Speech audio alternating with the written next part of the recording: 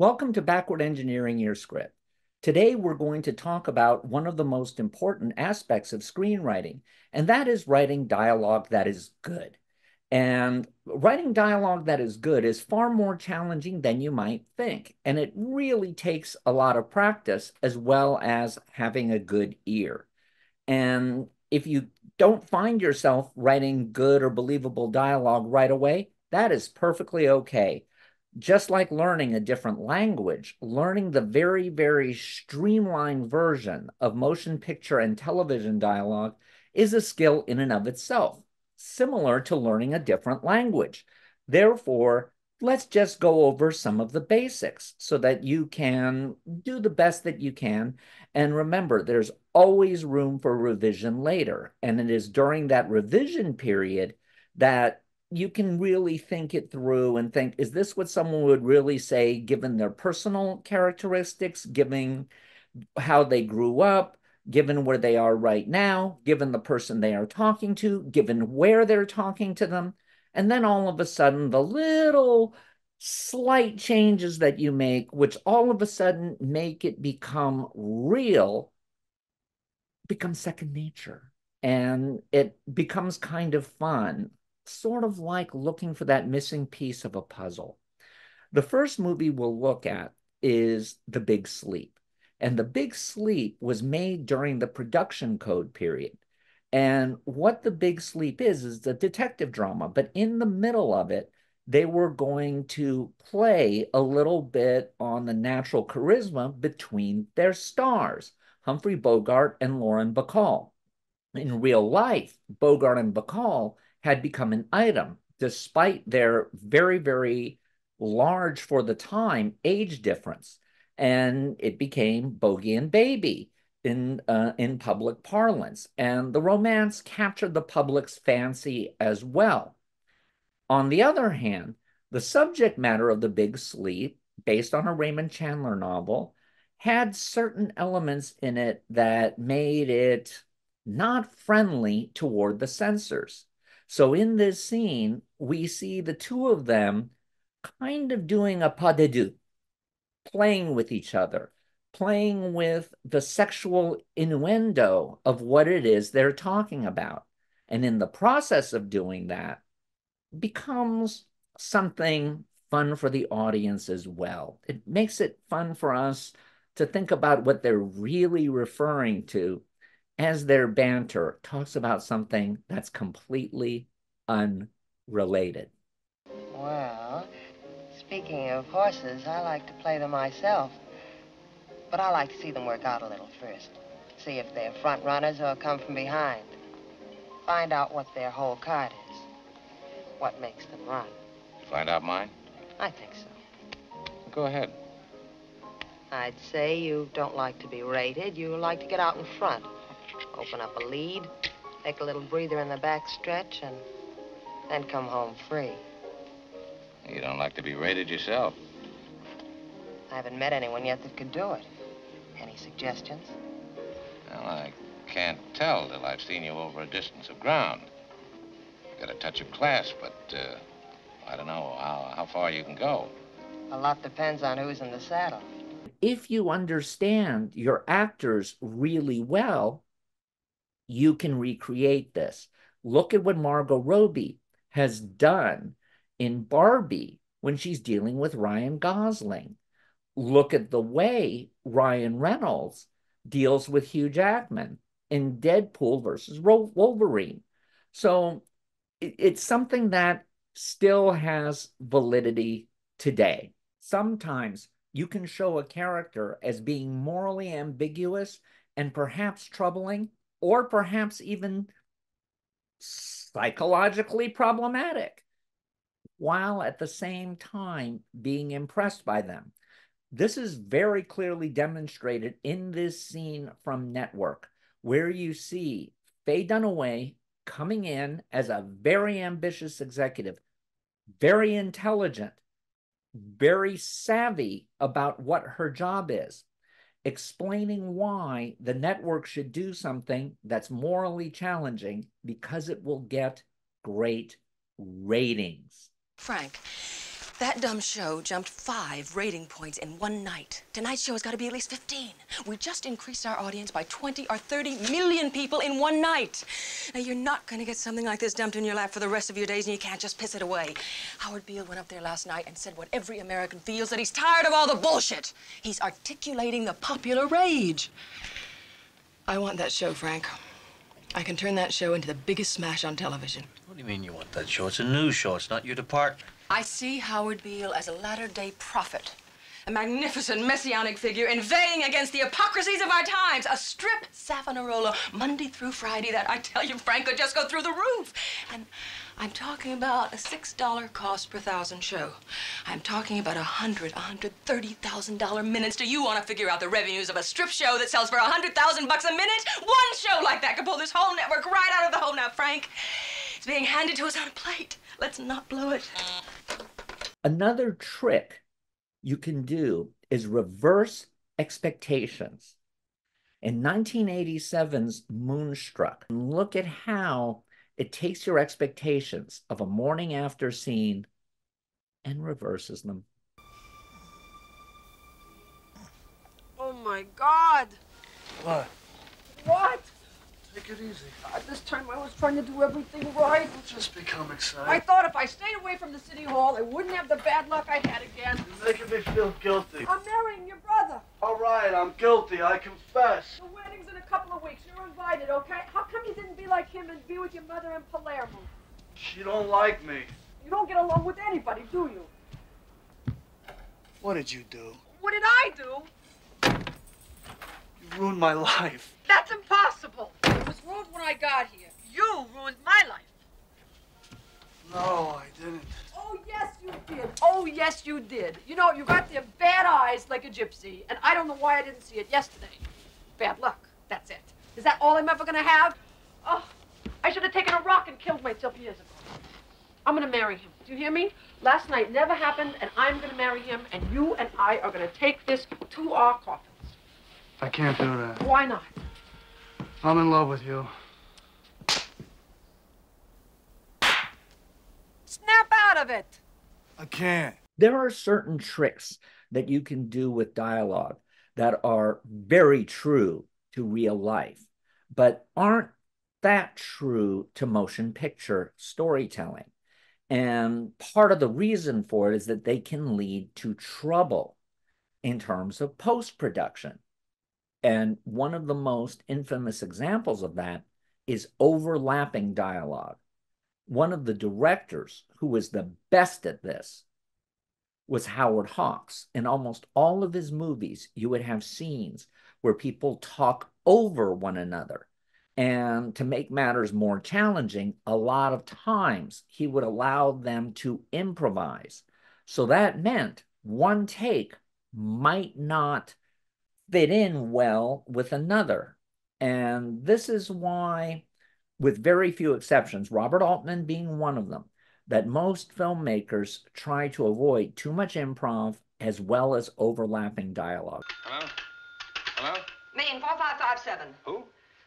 Well, Butch, where are you? Hello, Mission Hospital receiving room, please. Well, what are you doing there? Haven't you even started? Hello, Eddie. Hildy Johnson. Was there an old lady brought in there from an Oh, auto for smash? H. Sebastian, Butch. Listen, it's a matter of life and death. Nobody?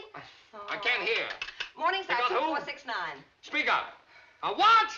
Well, you can't stop for a day now. Community hospital. Give me the receiving room. I don't care if you've been after her for 6 years, Butch. Our whole lives are at stake. You're going to let a woman come between us after all we've been through? Oh, Max, Hildy Johnson. Was there an old lady brought in there in an auto smash up? Butch, I'd put my arm in fire for you up to here. Now, you can't double-cross me. Well, look around, will you, Yes, she please? does. All right, put her on. I'll talk to her.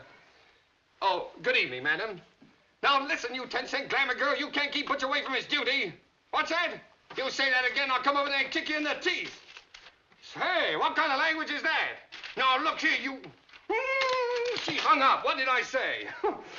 One of the big parts of any motion picture is a confrontation between characters. And that confrontation can take all sorts of forms, being loud, being threatening, being hurt, being spiteful, being defeated. All of those emotions lead to choices among actors.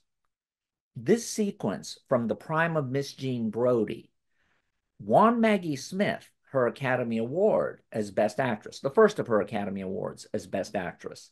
And in it, she plays a teacher who, in spite of wanting to do the right thing, was giving forth messages that came from her own ignorance of what's going on in the world. She was very pro-fascist without understanding what the implications of that were. And it led to severe consequences for some of her students, one of whom joined the Spanish Revolution. This is prior to leading into World War II. And because of that, she ended up dead. And this caused one of her other students to finally stand up to her. And this scene is important not only because of what happens in it, but at the end of it. And when you see the way Maggie Smith handles the end, there's a little trick here. It was you who betrayed me. I didn't betray you. I simply put a stop to you. Oh, I see. No, you don't see. You don't see that you're not good for people. In what way? In what way, Sandy, was I not good for you? You are dangerous and unwholesome, and children should not be exposed to you. How can you think it? How can you think that I would harm you? But you have harmed me. How? You have murdered Mary. You have assassinated me! Oh, why must you always strike attitudes? You really are a ridiculous woman.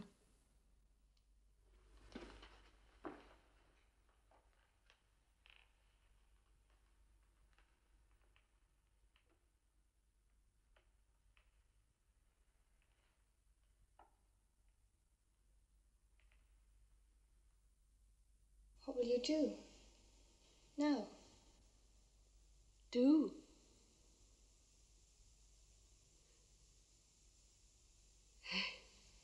I don't know. But I am a descendant, do not forget, of Willie Brodie. He was a man of substance, a cabinet maker and a designer of gibbets, a member of the town council of Edinburgh, the keeper of 2 mistresses who brought him 5 children between them. Blood tells. He played much dice and fighting cocks. Eventually, he was a wanted man for having robbed the excise office. Not that he needed the money.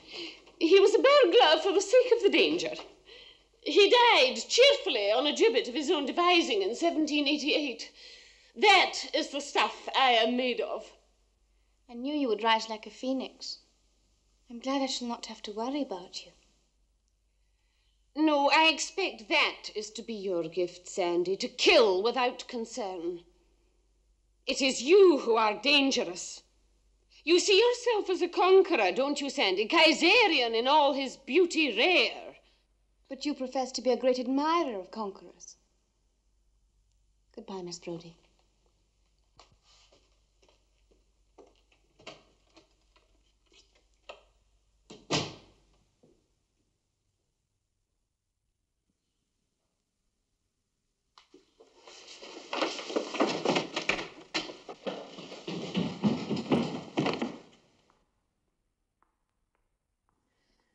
Assassin! Assassin! The trick to the ending of the prime of Miss Jean Brodie was this became a point of deep contention between Smith and her director, Ronald Neame. Now, Neame had been in the business wearing all sorts of hats, from cinematographer to writer to director. He would later go on to do movies such as The Poseidon Adventure and other big hits. So he was a pretty strong personality. But nonetheless, he talks about this scene and how he and Maggie Smith really were at loggerheads for many years after the production of the film had ended, because she didn't like the fact that she was supposed to scream out the word assassin. And she wanted it to be more defeated, that she realizes she has lost everything. But Neem felt that her anger showed that she didn't learn her lesson at all, that she still thought of herself as a victim, and she couldn't get how destructive she was as a personality. I personally side with Neem in this case. And Muriel Spark, the original author, was allowed to remain silent because in her book, the person who told on Miss Brodie was never revealed. The 1970s is often looked at one of the most innovative eras of history. Now, some of this is done through rose-colored glasses, this ability to look at the past when all we see left are the great artifacts, not the garbage that was the average everyday film.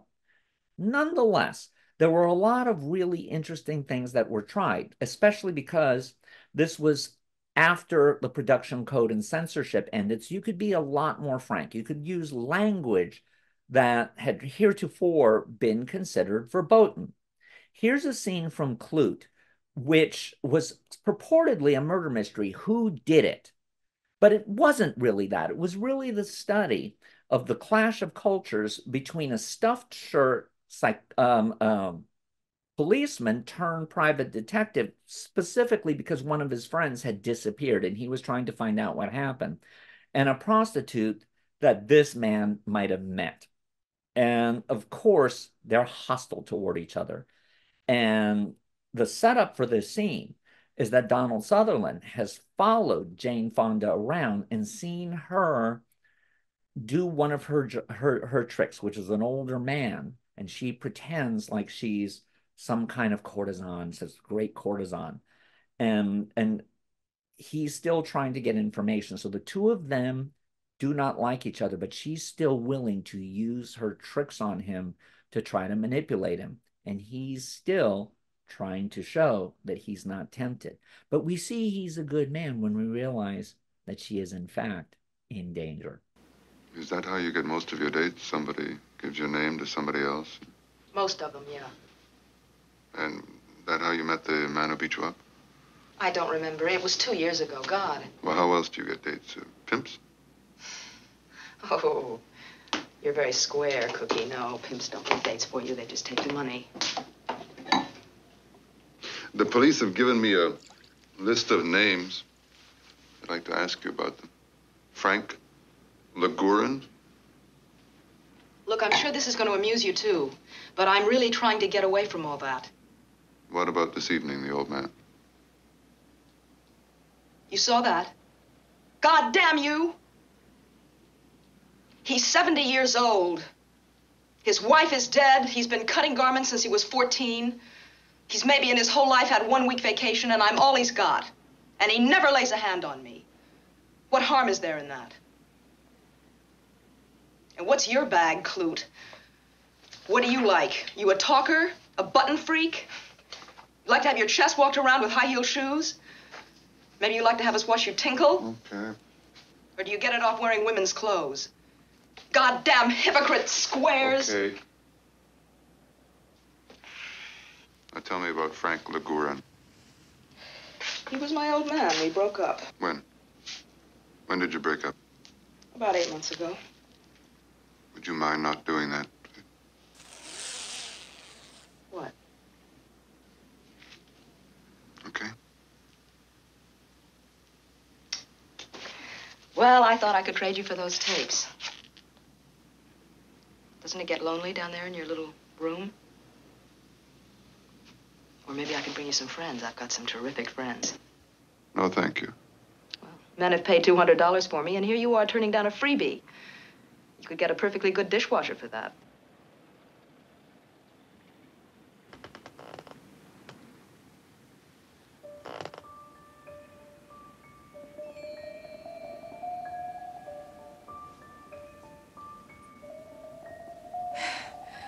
What are you doing with my keys? Give me your hand.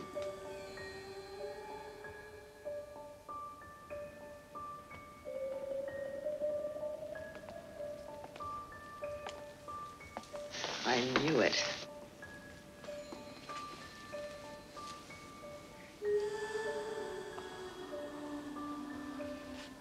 Don't be afraid. I'm going to sit you down on the bed. There's someone on the roof. Sit. Sit.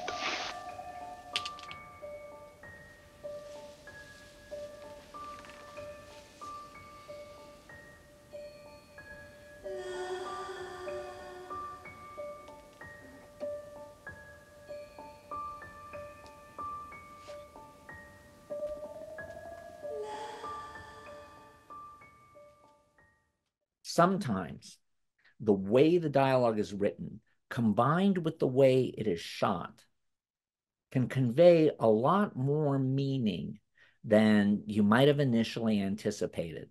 Look at this scene from the 1940 adaptation of Rebecca. Even though the dialogue seems to be very basic and almost expository and almost boasting, look at what it conveys. It conveys the conflict between the housekeeper, Mrs. Danvers, and the new wife.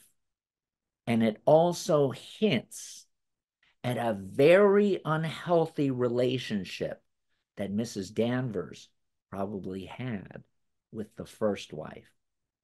And this sets up a lot of what happens later, even though it's a surprise, and even though in many cases you could say it's contrived, nonetheless works. You wish anything, madam?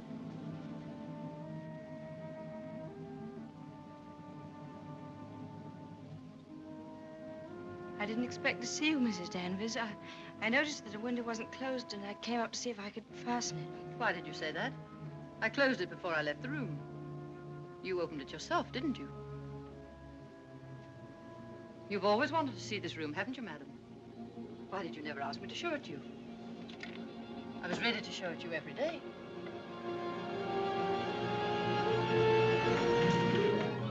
It's a lovely room, isn't it? Loveliest room you've ever seen. Everything is kept just as Mrs. De Winter liked it. Nothing has been altered since that last night. Come, I'll show you her dressing room.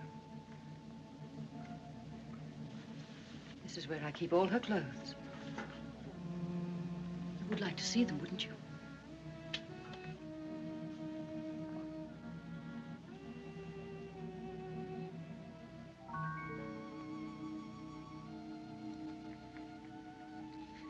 Feel this. It was a Christmas present from Mr. De Winter.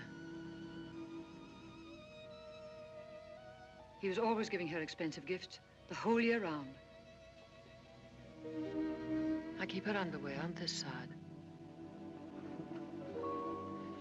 They were made specially for her by the nuns in the convent of St. Clair. I always used to wait up for her, no matter how late. Sometimes she and Mr. De Winter didn't come home until dawn. While she was undressing, she'd tell me about the party she'd been to. She knew everyone that mattered. Everyone loved her. When she'd finished her bath, she'd go into the bedroom and go over to the dressing table.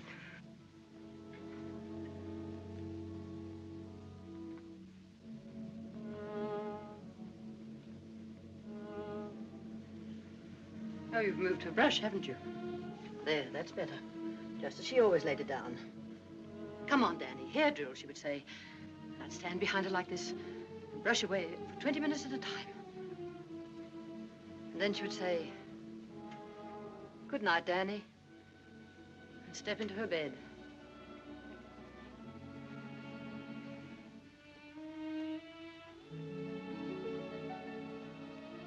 I embroidered this case for her myself, and I keep it here always.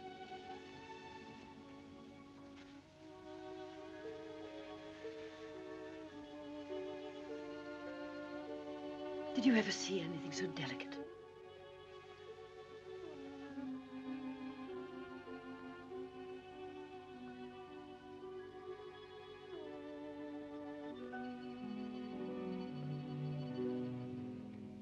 Look, you can see my hand through it.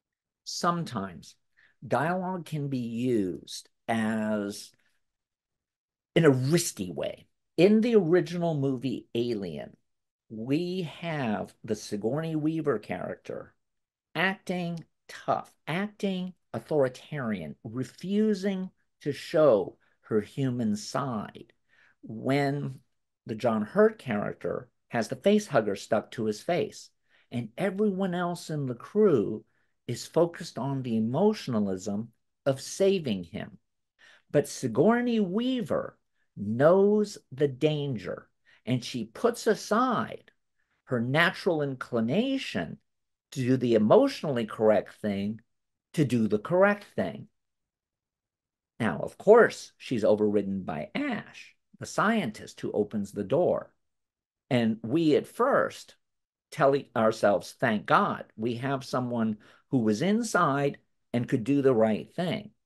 Only later, we learn he was a bad guy. He is a cyborg who is there to make sure that the alien makes it back to the research labs of the big corporation back on Earth, and that the rest of the crew was expendable, was collateral damage. So we understand in hindsight, and from that scene forward, the Ripley character, instead of appearing to be too authoritarian, too stuck by the rule book, not human enough, she was right. And because of that, because her decision was overridden, everyone else ends up dead. Hey, Ripley. Right here. We're clean. Let us in. What happened to Kane? Something has attached itself to him. We have to get him to the infirmary right away.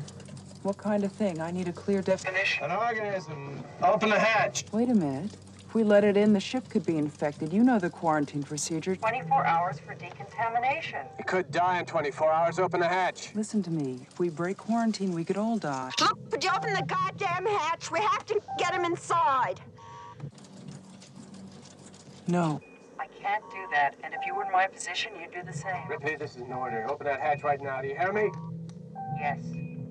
Ripley, this is an order. You hear me? Yes. I read you. The answer is negative. In the hatch open.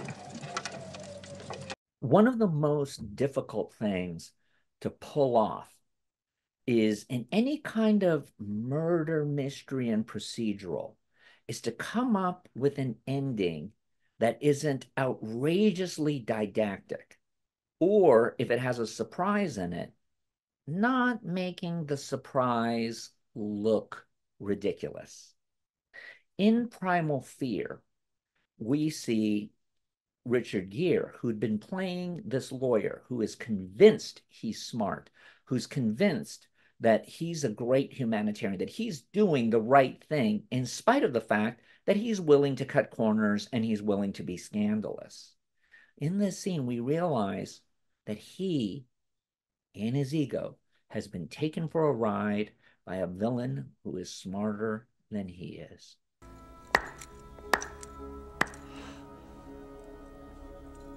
Well, good for you, Marty. I was gonna let it go. You was looking so happy just now, I was thinking, But to tell you the truth, I'm glad you figured it. Because I have been dying to tell you. I just didn't know who you'd want to hear it from, you know? I mean, Aaron or Roy or Aaron? Well, I'll let you in on a little secret. Sort of a client, attorney privilege type of a secret, you know what I mean? It don't matter who you hear it from. It's the same story.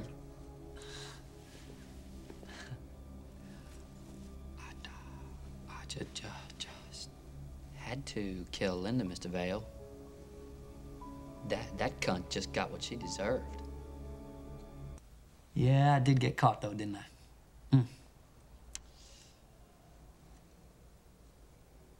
So there never was a Roy. Jesus Christ, Marty, if that's what you think, I am disappointed in you. I don't mind telling you. There never was an Aaron, counselor.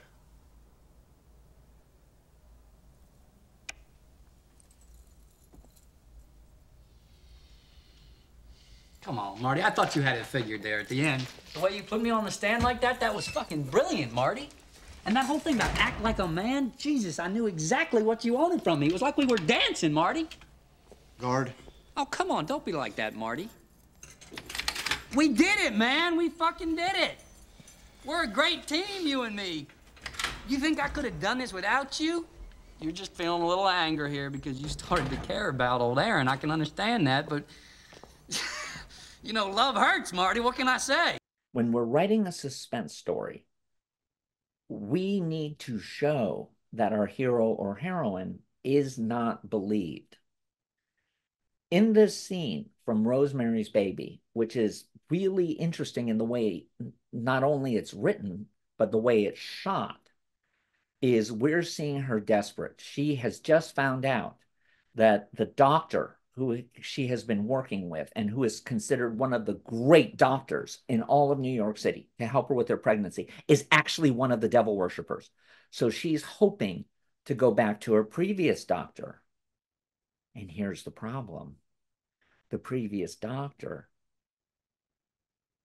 doesn't necessarily think she's quite sane. We don't get it stylistically in the way it's filmed by showing her. Instead, we do it all from her perspective. But note in the dialogue, we already get how suspicious he is and how he doesn't trust her. Yes, Doctor. Mrs. Woodhouse? Yes. Oh, thank you. Thank you for calling me. I thought you were in California. No. No.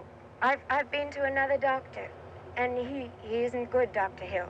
He's been lying to me and giving me unusual kinds of drinks and capsules. The baby's due on Tuesday. Remember you told me June 28th?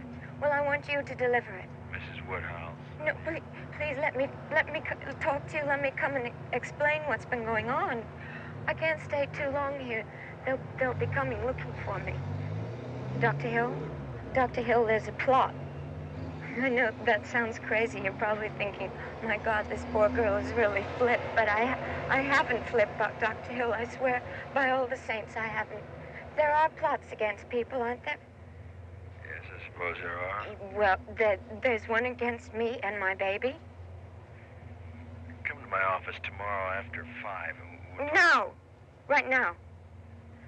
Mrs. Woodhouse, I'm not at my office now. I'm home. I've been up since yesterday morning. I beg you. I beg you. I can't stay here. My office at 8 o'clock. Yes, thank you. All right. Oh, wait, Dr. Hill? Yes? My husband may call you and ask if you've I'm heard... not going to speak to anyone. I'm going to take a nap. Thank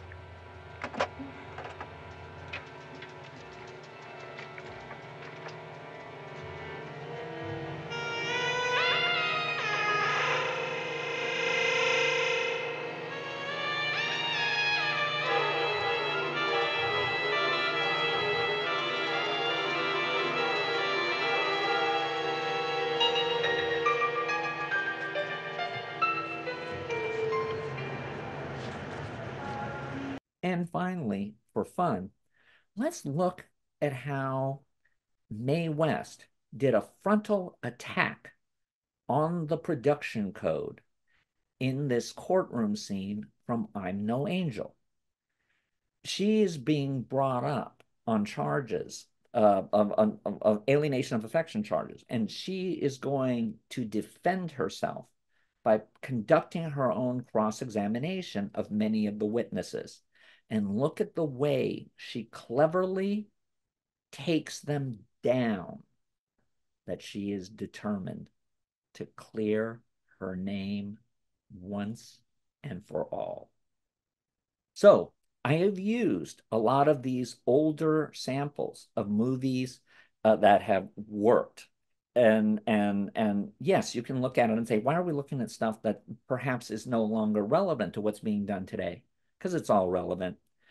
To have a good sense of what's worked in the past will give you an ability to fix things in the future. Now, I'm not saying copy it exactly, because certainly there's different styles at stake. But it's good to pay attention to how reactions, how simplifying the talk, how coming up with the right context to say nothing of the things that the actual production brings to it. It's well worth seeing it all and paying attention to it. Oh, I'm crazy about you. I did my best to make you that way. Look, darling, you need a rest and so do I. Let me take you away somewhere, Will. Would you call that a rest? What are you thinking about? Same thing you are.